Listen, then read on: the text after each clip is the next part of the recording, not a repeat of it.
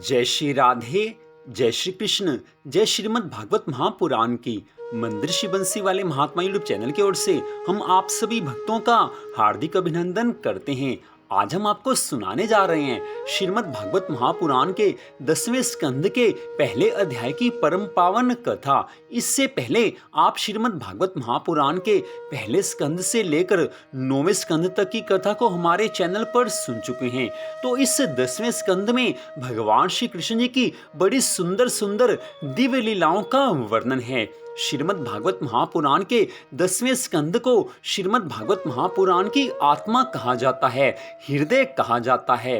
अर्थात श्रीमद् भागवत महापुराण के स्कंद 1 से लेकर स्कंद 9 तक श्रीमद् भागवत महापुराण का शरीर माने गए हैं, लेकिन ये 10वां स्कंद श्रीमद् भागवत महापुराण का हृदय है, आत्मा है, क्योंकि इसमें भगवान श्री कृष्ण जी की बड़ी सुंदर लीलाओं का वर्णन है कि जिन लीलाओं को सुनकर मनुष्य का मन अपने आप भगवान के चरणों में लग जाता है। इस 10वें स्कंद की कथा को सुनने मात्र से मनुष्य के पिछले सभी पापों का नाश हो जाता है और उसका हृदय भगवान के चरण कमलों में लग जाता है। लेकिन इसमें इस कथा को श्रद्धा भावना से सुनना अनिवार्य है। आप श्रद्धा भावना से मन लगाकर इस कथा को सुनेंगे तो अवश्य ही श्री राधा कृष्ण भगवान जी की आप पर अनंत कृपा बरसेगी ही बरसेगी। तो श्रीमद् भागवत महापुराण के 10वें स्कंद के पहले अध्याय की कथा इस प्रकार है। इस अध्याय का नाम है श्री सुखदेव जी से राजा परीक्षित द्वारा श्री कृष्ण चरित्र का वर्णन करने के लिए आग्रह करना। भगवान श्री नारायण जी की परम पवित्र कथा सुनकर राजा परीक्षित ने श्री सुखदेव जी से हाथ जोड़कर विनय करते हुए कहा है, हे सुखदेव स्वामी, आपने सूर्यवंशी और चंद्रवंशी समस्त राजाओं तथा ऋषि महर्षियों के वंश का वर्णन तो सुनाया, जिन्होंने भगवान के चरणों में अपना मन लगाकर स्वर्गलोक प्राप्त किया, परंतु हे महामुने, आपने यदुवंशियों की कथा नहीं सुनाई। अतः अब आप कृपा करके उनकी कथा सुनाइए, जिनके उत्तम वंश में परब्रह्म परमेश्वर भगवान श्री कृष्णचंद्र जी तथा बलराम जी ने अवतार लेकर अनेकों सुंदर चरित्र करते हुए पराक्रम युक्त लीलाएं करके अपने भक्तों को परम आनंद पहुंचाया था। इस प्रकार परम भक्त राजा परीक्षित ने आज श्री सुखदेव जी महाराज जी से ये बड़ी सुंदर प्रार्थना की है। यहाँ पर ध्यान देने वाली बात यह है कि परीक्षित जी महाराज को केवल 7 दिन का समय मिला था, क्योंकि उसके पश्चात तक्षक सर्प द्वारा काटने से उनकी मृत्यु हो जानी थी। तो श्रीमद् भागवत महापुराण की वो बड़ी सुंदर कथा सुन रहे हैं। इस समय उनका मन कथा में पूरी तरह से लीन है, इसलिए भगवान श्री कृष्णचंद्र जी महाराज की कथा सुनाने का बारंबार आग्रह श्री सुखदेव जी महाराज जी से कर रहे हैं। अगर श्रोता परीक्षित जी जैसा हो तो अपने आप कथा वाचक के मन से अपने आप सुंदर कथा निकलती है। और श्री सुखदेव जी महाराज तो ऐसे परम सुंदर, ऐसे दिव्य संत हैं कि जिन्होंने अपना सर्वस्व, अपने जीवन की हर सांस भगवान श्री कृष्ण जी के चरणों में लगाई हुई है। उनको भगवान की भक्ति के अलावा और कुछ आता ही नहीं है। तो ऐसे संत महापुरुष, ऐसे संत महात्मा आज परीक्षित जी महाराज को श्रीमद् भागवत महापुराण के 10वें स्कंद की कथा को सुनाना आरंभ करने लगे हैं।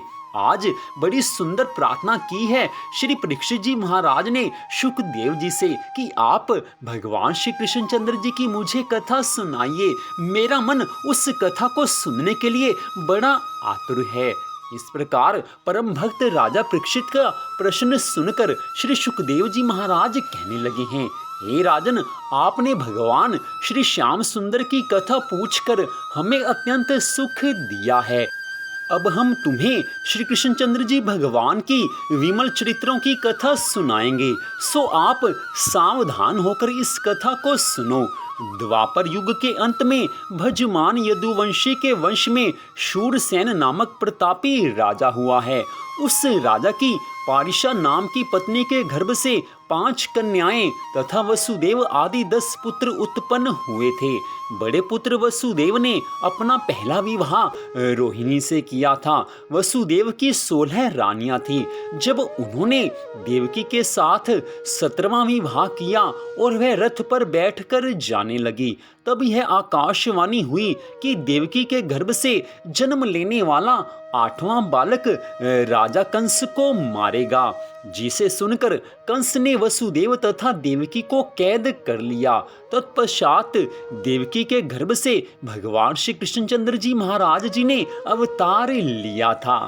इतनी कथा सुनकर राजा परीक्षित ने कहा, हे शुकदेव जी, कंस का जन्म किस प्रकार हुआ तथा भगवान श्री कृष्णचंद्र जी मथुरा में जन्म लेकर गोकुल में किस प्रकार पहुँचे, यह सब वृतांत आप विस्तार पूर्वक सुनाने की कृपा कीजिए।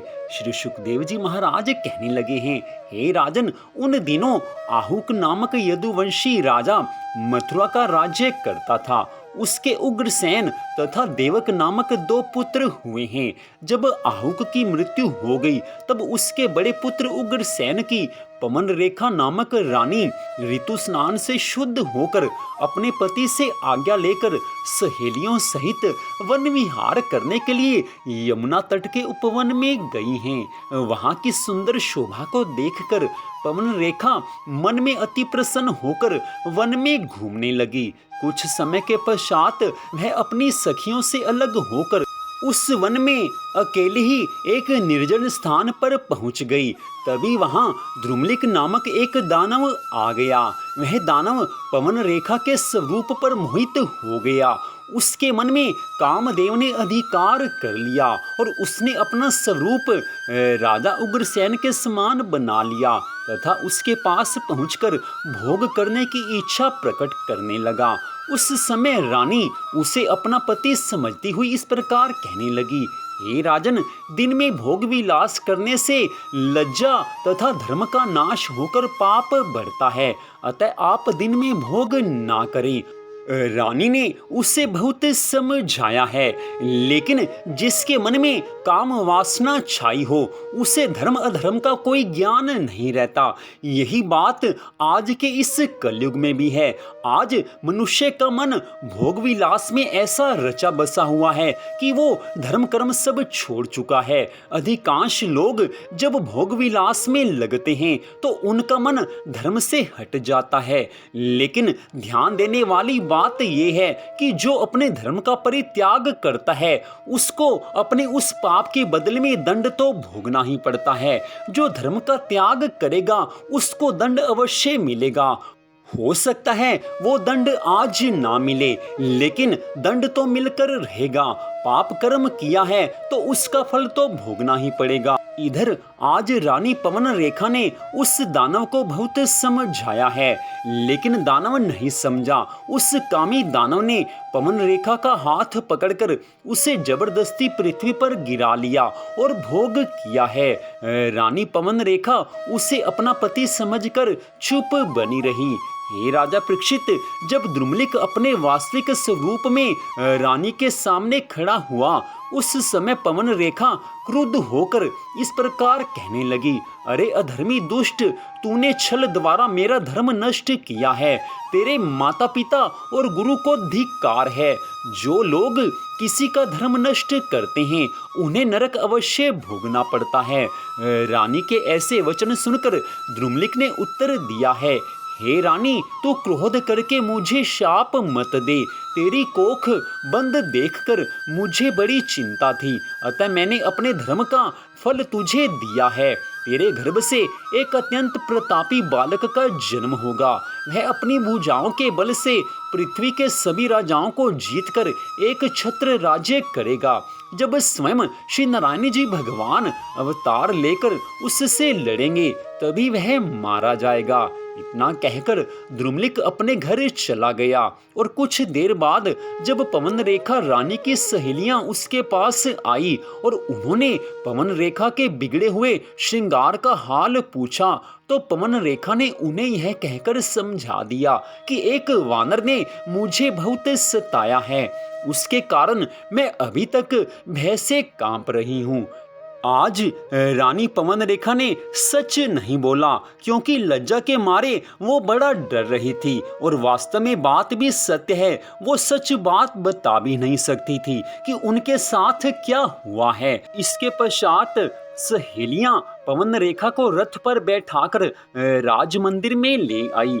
ये राजा परीक्षित 10 महीने बाद जब पवन रेखा ने पुत्र को जन्म दिया तो राजा उग्रसेन ने पुत्र जन्म की खुशी में ब्राह्मणों तथा याचकों को बहुत सा धन दान में दिया है। जब उसने ज्योतिषियों से बालक की जन्म कुंडली का हाल पूछा तो उन्होंने यह उत्तर दिया कि हे राजा, आप अपने पुत्र का नाम कंस रखें।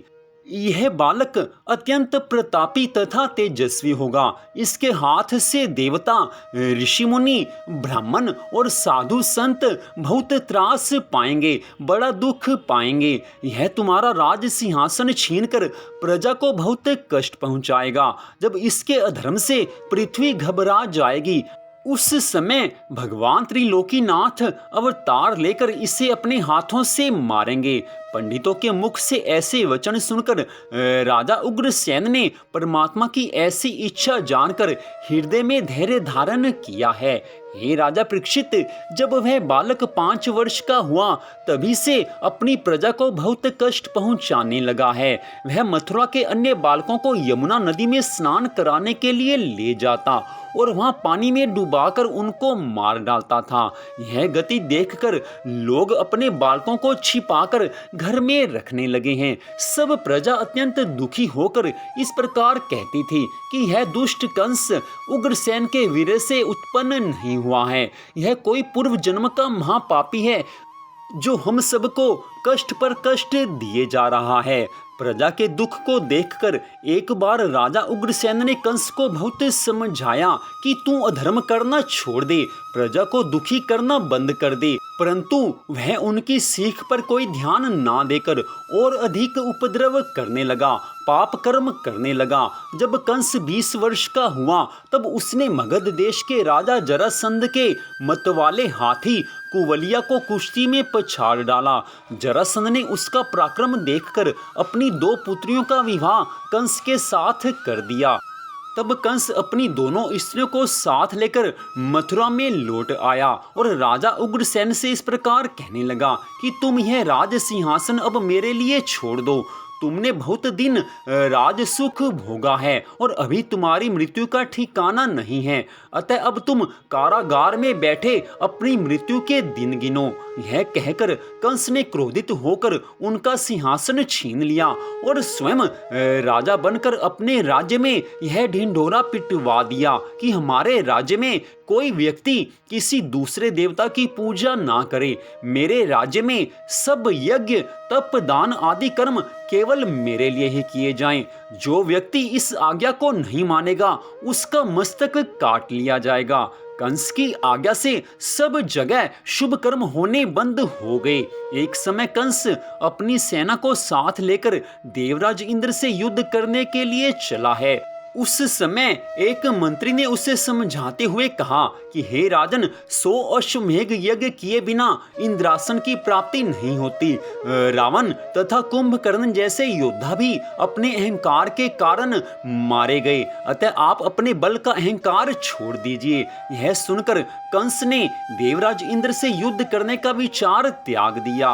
इतनी कथा सुनाने के पश्चात श्री सुखदेव जी महाराज कहने लगे हैं, हे राजा परीक्षित, राजा कंस के भय से जब सब लोगों ने धर्म कर्म करना छोड़ दिया, उस समय पृथ्वी ने गौ माता का रूप धारण करके ब्रह्मा जी के पास जाकर इस प्रकार कहा है, हे ब्रह्मा जी, कंस के अधर्म के कारण संसार में हरि भजन आदि शुभ कर्म होना बंद हो गया है, अतः आप आज्ञा दें तो मैं भूलोक को त्याग कर पाताल लोक में चली जाऊं। यह सुनकर ब्रह्मा जी ने उन्हें साथ लेकर भगवान शिव जी के पास जाकर इस प्रकार कहा है कि हे प्रभु, अब आप हमारा दुख दूर कीजिए।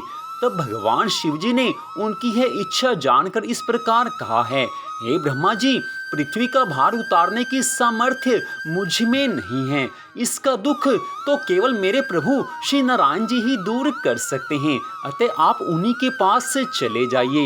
यह सुनकर ब्रह्मा जी आदि सब देवता क्षीर सागर के तट पर पहुंचकर इस प्रकार कहने लगे हैं, हे नाथ, हे प्रभु, हे श्री नारायण भगवान, हे सर्वांतरयामी, जब जब दुष्ट दैत्य और अधर्मी राजा ब्राह्मण, गौ और पृथ्वी के जीव हरि भक्तों को दुख देते हैं, तब तब आप अवतार लेकर पृथ्वी का भार उतारते हैं। हे प्रभु, इन दिनों हम अत्यंत दुखी हो रहे हैं, अतः आप दया करके अपने भक्तों का दुख दूर कीजिए। हम आपकी शरण में हैं, आपके सिवा हमारी रक्षा करने वाला और कोई नहीं है। बड़ी सुंदर प्रार्थना आज ब्रह्मा जी सब देवताओं के साथ मिलकर कर रहे हैं।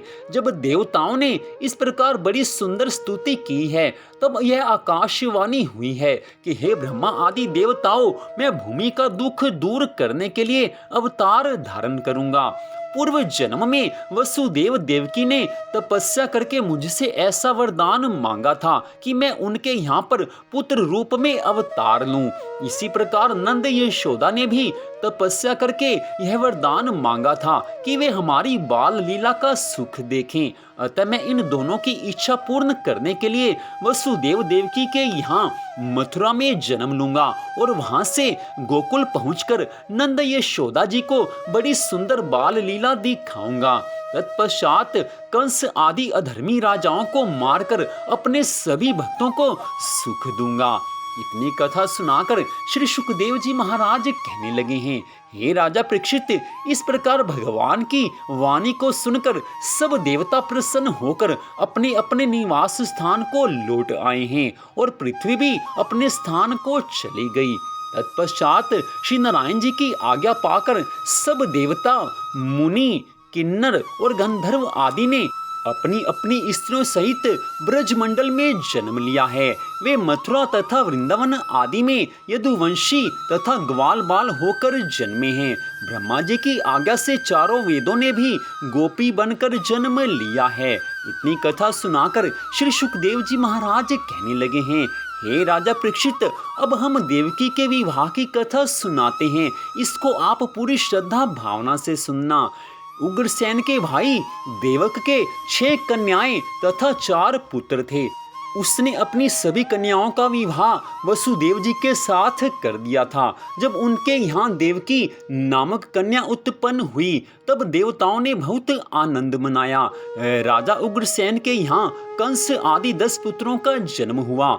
अस्तु जब देवकी विवाह करने योग्य हुई, तब देवक ने राजा कंस से आज्ञा लेकर उसका विवाह भी बड़ी धूमधाम के साथ वसुदेव जी के साथ किया है। जिस समय वसुदेव जी विवाह करने के लिए आए, उस समय कंस ने अपने पिता और चाचा के साथ उनकी अगवानी की, उनका स्वागत सत्कार किया और हर प्रकार से उन सबको सुख पहुंचाया है। देवक ने वसुदेव जी को 15,000 हाथी, 1800 रथ, 200 दास दासी, बहुत सा वस्त्र आभूषण, द्रव्य आदि दहेज में देकर बारातियों सहित बड़े सम्मान पूर्वक विदा किया। जब कंस स्वयं रथवान बनकर वसुदेव देवकी को मथुरा से कुछ दूर तक बाहर निकाल लाया, उस समय आकाशवाणी हुई है कि हे राजा कंस, इस तेरी बहन देवकी का 8वां पुत्र तुझे मार डालेगा।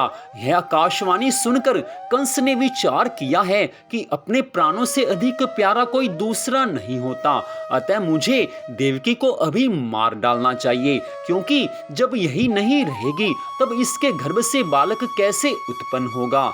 ऐसा निश्चय करके कंस ने रथ के अंदर बैठी हुई देवकी को मस्तक के बाल पकड़कर नीचे गिरा लिया और तलवार निकालकर उसका शीश काटने की इच्छा करके क्रोध में दांत पीसता रहा। उस समय वसुदेव जी ने अपने हृदय में विचार किया है कि इस अज्ञानी कंस को पाप पुण्य का कोई विचार नहीं है। इस समय यदि मैं क्रोध करता हूँ तो देवकी के प्राण चले जाएंगे, इसलिए नम्रता करके अवसर निकाल देना चाहिए। जिस प्रकार ठंडा लोहा गर्म लोहे को काटता है, उसी प्रकार क्षमाशील पुरुष अपने शत्रु को जीत लेते हैं। ऐसा विचार करके वसुदेव जी ने राजा कंस से हाथ जोड़कर इस प्रकार प्रार्थना की है कि हे राजन, संसार में आपके समान प्रतापी और बलवान अन्य कोई नहीं है, अतः आपको शूरवीर होते हुए एक स्त्री का वध करना अनुचित है। हे राजन, इस शूरवीरता भरे काम को करने से पहले तनिक हृदय में शांति से विचार करो। इस संसार में जिसने जन्म लिया है वह एक ना एक दिन अवश्य ही मृत्यु को प्राप्त होगा। अपने शरीर के लिए चाहे जितने उपाय किए जाएं, परंतु वह सदैव स्थिर नहीं रहता। जो आया है उसको तो जाना ही होगा। जिसने इस संसार में जन्म लिया है उसकी मृत्यु कभी ना कभी तो होगी ही होगी। वसुदेव जी के ऐसे ज्ञान भरे वचन सुनकर कंस ने कहा है, हे वसुदेव, आकाशवाणी तो तुमने भी सुनी है, अतः मेरे काल को जन्म देने वाली इस देवकी को मैं जीवित नहीं छोड़ूंगा। जब तक यह नहीं मरेगी तब तक मेरी चिंता दूर नहीं होगी। कंस के ऐसे वचन सुनकर ब्राह्मणों और ऋषियों ने इस प्रकार कहा है, हे राजन, वेद शास्त्रों में बहन को मारना बहुत बड़ा पाप कहा गया है। जब कंस ने उनकी बात भी नहीं मानी तब वसुदेव जी ने यह विचार किया कि कोई ऐसा उपाय करना चाहिए कि जिससे देवकी के प्राण बच सके। तब सोच विचार करने के उपरांत वसुदेव जी ने कंस से कहा है, हे राजन, आकाशवाणी के अनुसार देवकी के गर्भ से उत्पन्न 8वां बालक आपका शत्रु होगा। देवकी से आपको कोई भय नहीं है, इसलिए मैं यह प्रतिज्ञा करता हूँ कि देवकी के गर्भ से जो भी बालक उत्पन्न होगा उसे मैं आपके पास पहुँचा दूंगा। वसुदेव जी की बात को स्वीकार करके कंस ने देवकी को छोड़ते हुए कहा है, हे वसुदेव, यह बात याद रखना, यदि तुम्हारे वचनों में रत्ती भर का भी फर्क आया तो यह समझना कि तुम्हारे और देवकी दोनों के प्राण ले लिए जाएंगे। अब तुम मुक्त होकर अपने घर को चले जाओ। यह सुनकर वसुदेव और देवकी अपने निवास स्थान की ओर चल पड़े हैं, अपने महल में आए हैं और कंस भी अपने राजभवन में लौट आया। कुछ समय बाद देवकी के गर्भ से बालक ने जन्म लिया है। वसुदेव जी ने उस समय बहुत रोते हुए उस बालक को कंस के सामने लाकर रख दिया। उस समय कंस ने हंसते हुए इस प्रकार कहा है, यह पीछा ले जाहु सुत, याते मोहिन घात, अष्टम पुत्र अनिष्ट हैं, सो दीजिए मम हाथ।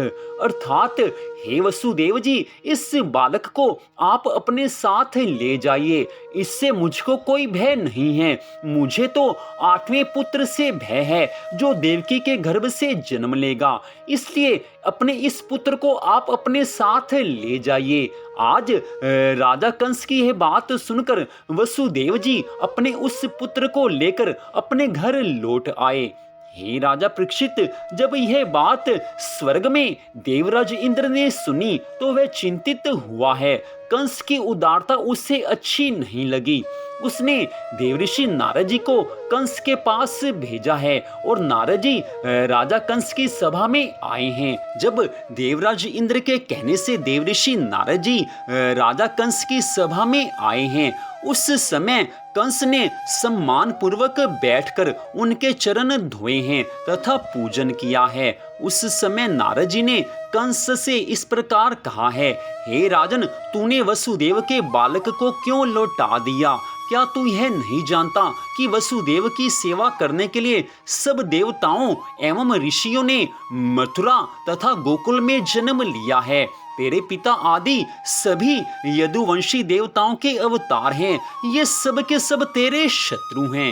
इतना कहकर देवऋषि नारद जी ने पृथ्वी पर 8 रेखाएं गोलाकार खींची हैं तथा उन्हें कंस को दिखाते हुए गिनवाया तो सब ओर से प्रत्येक रेखा अंतिम तथा 8वीं सिद्ध हुई है।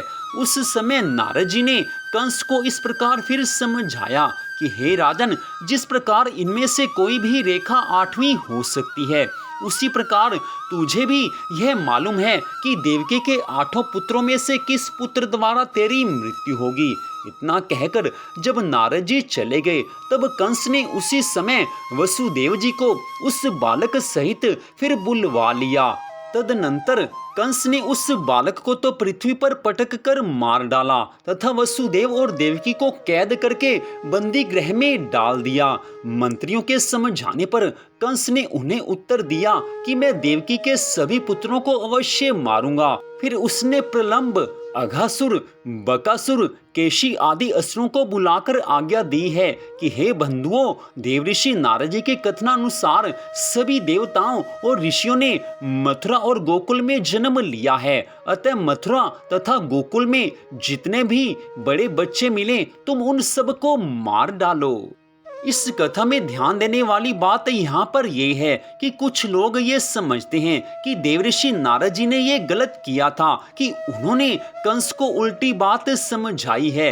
देवऋषि नारद जी के कहने से ही राजा कंस ने वसुदेव जी के पहले पुत्र को मार दिया, लेकिन वास्तव में सच बात यह है कि ये तो भगवान श्री कृष्ण जी की लीला थी। भगवान ऐसा ही चाहते थे कि कंस के मन में दया भावना नहीं रहे।